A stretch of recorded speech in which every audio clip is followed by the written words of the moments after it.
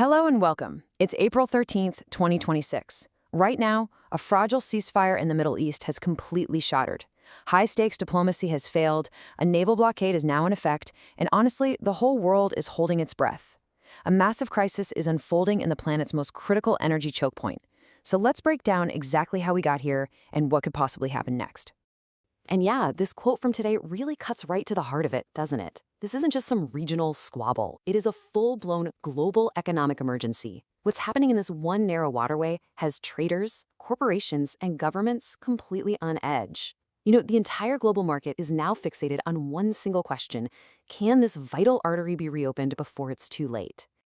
So how in the world did we get to this breaking point? Well, let's start with the immediate trigger, that rapid-fire sequence of events that took us from a moment of hope to the very brink of a much wider conflict. And it all happened so incredibly fast. On April 8th, we had a 2-week ceasefire that brought this huge collective sigh of relief. But then, just 4 days later, on April 12th, those high-stakes peace talks between the US and Iran in Islamabad, they just collapsed. No agreement.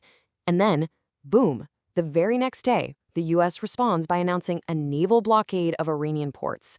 And that sent shockwaves all around the world.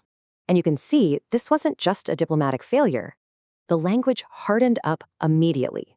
The statement from Iran's Islamic Revolutionary Guard Corps' Navy, it came out the same day the talks fell apart. It's a direct, unambiguous warning. They're making it crystal clear that the situation is now on an absolute knife's edge. Okay, so to really get why there's so much global panic, we need to talk a little bit about geography. This entire crisis, everything we're talking about, pivots on one tiny but unbelievably vital strip of water, the Strait of Hormuz. Before the war, this one single waterway was the transit point for a full quarter, 25% of the entire world's seaborne oil trade.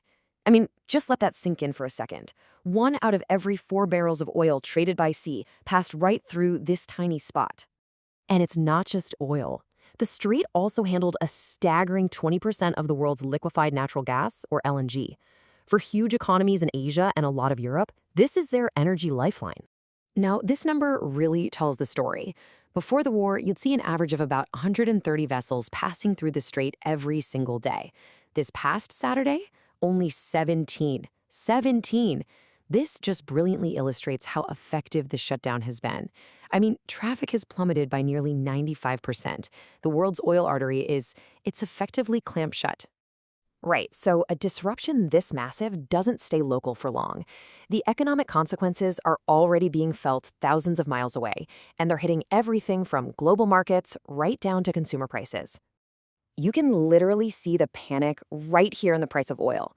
Before the war, it was kind of hanging out around $70 a barrel. It hit a low of $96 during that brief ceasefire, but the second that blockade was announced, it surged over 7% to more than $102.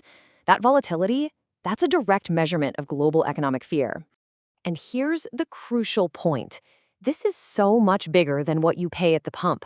The crisis is messing up supply chains for other absolutely vital commodities.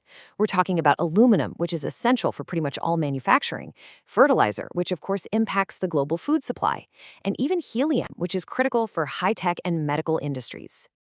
This conflict isn't just being fought on the water. It's a multi-level chess game. It's playing out on diplomatic boards and in the hidden world of cyber warfare, and the strategic consequences are just huge. Just take a look at India's huge strategic investment in Iran's Chabahar port. This slide lays out the dilemma perfectly. On one hand, the port is incredibly valuable. It bypasses the rival Pakistan. It opens up a gateway to Central Asia, and it's a check against China's influence. But now it's a massive risk. It's a target of US sanctions, it's caught smack in the middle of a regional war, and it's forcing India into a really, really difficult spot.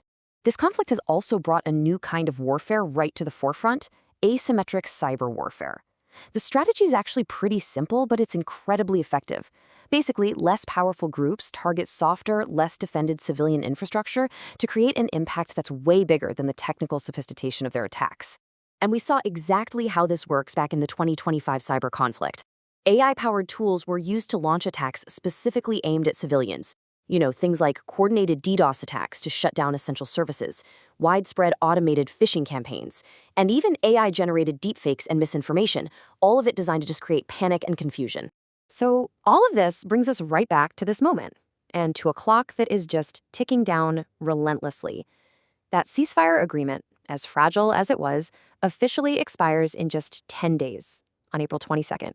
This is the question on literally everyone's mind, and the terrifying answer is nobody knows.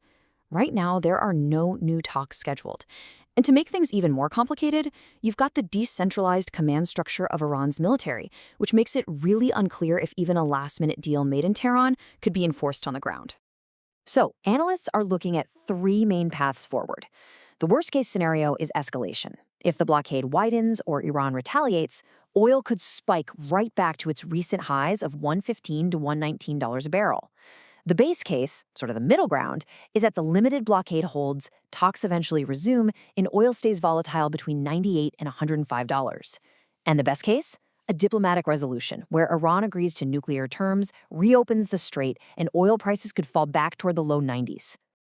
So here we are, 10 days until the ceasefire officially dies. There are no talks on the calendar, there's no mechanism to enforce what little piece is left. All the pieces are in place for a catastrophic miscalculation. And the question we're all left with is the one right here. Is the world simply stumbling, eyes wide open, into a wider, more devastating war?